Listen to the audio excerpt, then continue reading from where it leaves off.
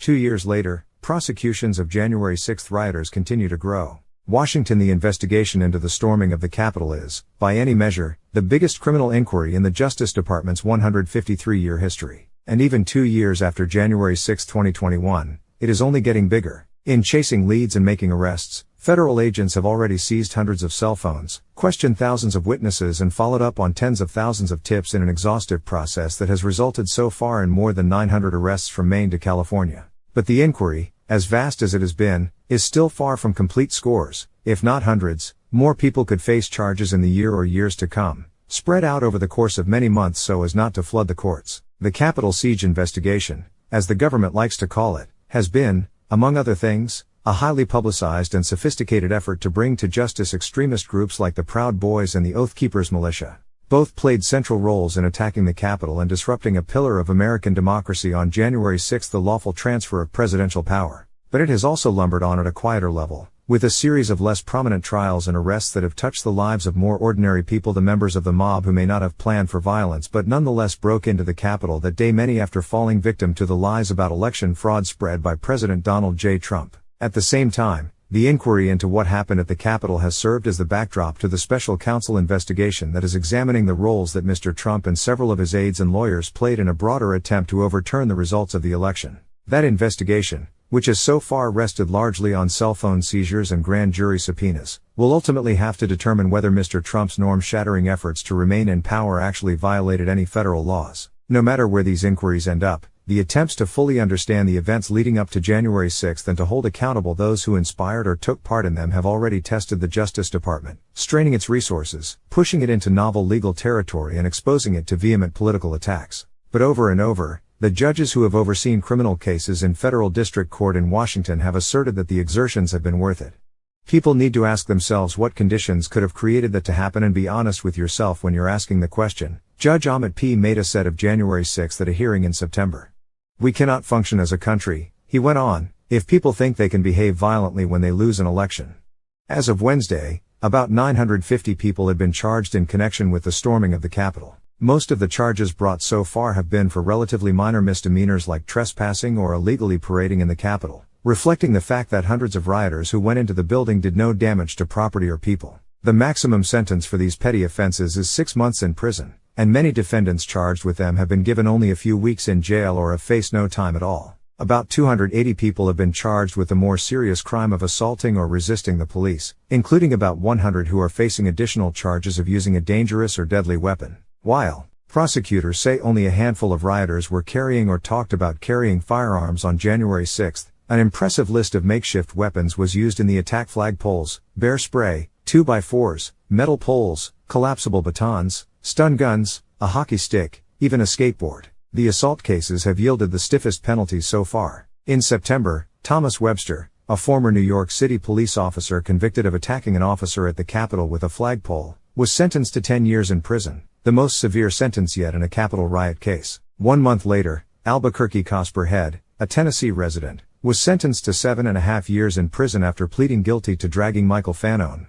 a police officer, into an angry pro-Trump crowd that brutally assaulted him and attacked him with a stun gun. Nearly 300 people have faced an unusual charge: obstruction of an official proceeding in front of Congress. Prosecutors have used this count, originally intended to prohibit things like shredding documents or tampering with witnesses in congressional inquiries, to describe how the mob chased lawmakers out of the Capitol on January 6, disrupting the final certification of the election. The best-known defendant charged with this obstruction count is Jacob Chansley, the so-called QAnon shaman, who was sentenced on it in late 2021 to 41 months in prison. Last month, a federal appeals court was asked to toss the charge in all of the January 6 cases by defense lawyers who say it was improperly used. The lawyers argued that the law was misapplied to the Capitol riot cases and used to criminalize behavior that too closely resembled protests protected by the First Amendment. The government has racked up an impressive record in its January 6 related trials, all of which have taken place in the federal courthouse in Washington despite repeated efforts by defense lawyers to have them moved to jurisdictions thought to be friendlier. Of the 45 defendants who have gone to trial so far, all but one, a former government contractor from New Mexico, have been convicted of most of the charges they were facing.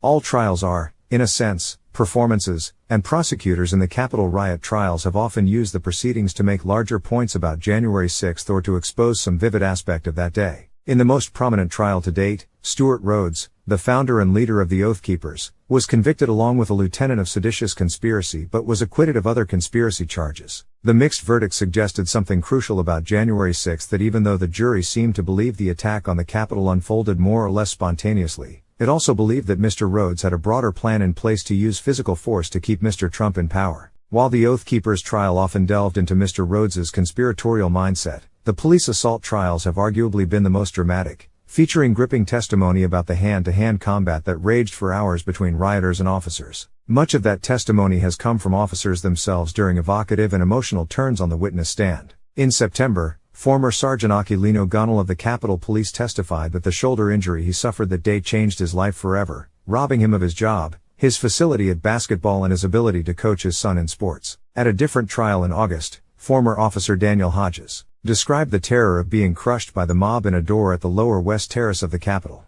From my experience, it looked like something out of medieval times, where you have one huge force clashing with another opposing force, a third officer, Eugene Goodman, said at yet another trial. I've never seen something like that ever. Almost every day, prosecutors bring a few more Capitol riot cases, some of which have been under investigation for nearly 2 years. Given the time lag and the steady trickle of new filings, many defense lawyers have said that their clients who were at, or especially those who were inside the Capitol on January 6, are still looking over their shoulders, waiting to be charged. It is impossible to know for sure how many new cases could be filed in the weeks and months to come, but prosecutors have long said that as many as 2,000 people broke the law on January 6 by entering the Capitol or by committing other crimes like assaulting officers on the Capitol grounds. Whatever the number ends up being, it is significant enough that the federal bench in Washington has been told to expect a surge of cases, according to several people familiar with the matter. Our work is far from over, Attorney General Merrick B. Garland said in a statement issued on Wednesday. Jacqueline Sterer, a Massachusetts doctor, was charged last month, and her case is instructive. The FBI first received a tip about Dr. Sterer, 68, 5 days after the Capitol was stormed, but did not arrest her until December 20, 2022, some 23 months later. The story of what happened in between, contained in the documents used to bring the charges, suggests both the thoroughness and the methodical pace of the Bureau's investigation. One of the FBI's earliest steps was tracking down Dr. Sterer's photo from the Massachusetts Registry of Motor Vehicles. Agents also got the records from her stay at a Washington hotel and obtained the subscriber information for her cell phone, using it to determine that the phone had connected with a cell site near the Capitol on January 6. The FBI had another pool of evidence in the thousands of hours of video footage it collected from the Capitol attack. Surveillance cameras at the building showed that Dr. Sterer went inside through the East Rotunda doors at 2:51 p.m. that day, court papers say. Body camera footage from the police, the papers say, showed her balling up a fist and punching an officer just 8 minutes later. Investigators ultimately interviewed the officer, known in the papers only as MB. The officer recalled that a blonde woman, fitting Dr. Sterer's description, struck her on the left side of her head. Robert Sheketoff, Ms. Sterer's lawyer, said that waiting a long time for charges to be filed is a mixed blessing that gives defendants the opportunity to keep living a normal life, albeit one cast in shadow. It's both a good thing and bad thing, Mr. Sheketoff said. A double-edged sword. Despite the FBI's tenacity in pursuing Capitol riot cases, several aspects of the investigation remain unresolved. Chief among the mysteries is the identity of the person who left pipe bombs on January 5, 2021, outside the Democratic and Republican Party headquarters, blocks from the Capitol. The bombs, which had crude mechanical timing devices, were discovered on the afternoon of January 6, causing havoc in Washington. Investigators have periodically released information about the bomber, including videos showing a person dressed in gloves and a hoodie, and a map drawn from surveillance camera footage showing the route the person walked while placing the bombs. Still, the FBI has been unable to identify whomever was responsible. While much of the Bureau's efforts remain shrouded in secrecy, some unresolved threads of its inquiry have emerged from the shadows. One of those concerns the ways in which a Stop the Steal protest of the 2018 Senate race in Florida may have served as a model for what happened in Washington on January 6. In recent months, prosecutors have been asking questions about key players in the earlier demonstration, among them the political operative Roger J. Stone Jr. and Jacob Engels, an associate of Mr. Stone connected to the Proud Boys, in an effort to determine whether the tactics used in Florida were also used at the Capitol. Some people who played central roles in the Capitol attack even remain at large and unidentified in spite of the array of high-tech tools like cell phone tracing and facial recognition at the FBI's disposal. These mysterious figures have been studied closely by an army of online sleuths known as sedition hunters who have tracked their movements during the attack through thousands of hours of video. At some point, the FBI might track them down and arrest them. But for now, They are largely known by the colorful hashtag names given to them by amateur investigators, monikers like